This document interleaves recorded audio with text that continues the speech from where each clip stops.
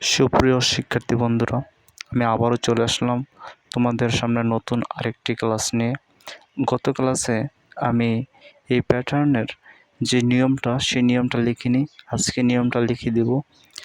আর তোমরা এর আগের পর্বটি যারা দেখে আসনি, সেই পর্বটা দেখে এসো। দেখে আসলে এই নিয়মটা বুঝবে আশা করি। তাহলে চলো শুরু করা যাক। তাহলে প্রথমটার নিয়ম বলা হয়েছে আগের সংখ্যার সাথে কত গুণ করে 3 আর আগের সংখ্যার সাথে কত গুণ করে 6 পাওয়া গিয়েছিল, 3 গুণ করে। সেহেতু নিয়মটা আগের সংখ্যা গুণ 3।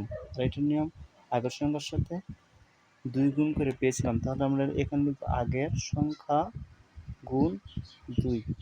এটা আগের সংখ্যার সাথে কত গুণ করে পরের সংখ্যাটা পাওয়া গিয়েছিল, আগের সংখ্যার সাথে কত গুণ করে পাওয়া গিয়েছিল 5।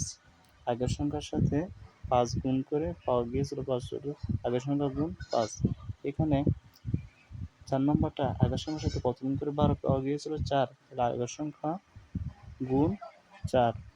এখানে আগের সংখ্যার সাথে কত গুণ করে 10 পাওয়া গিয়েছিল, 10 গুণ করে 10 পাওয়া গিয়েছিল, সেহেতু আগের সংখ্যা গুণ 10। এখানে 4 নং অঙ্কে আমি ভুলবশত গুণের জায়গায় যোগ বলে ফেলেছি, এর জন্য আমি আন্তরিকভাবে দুঃখিত।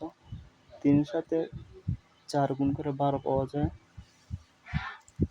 এবং 12 সাথে 4 গুণ করে 48 পাওয়া যায়। তারপরের অঙ্কটা আমরা দেখি 2 নং প্রশ্নে। প্রথমে দেওয়া আছে 3, 2, 7, এরপর 3, 2, 7। এখানে 3 দিয়ে দিয়েছে, আমাদের এখানে দিতে হবে 2। 7 দেওয়া আছে, এখানে আমাদের দিতে হবে 3। এখানে 2 আছে, আমাদের এখানে দিতে হবে 7। তাহলে এটা আমাদের হয়ে গেল। আমরা 3 নং প্রশ্নটা দেখি।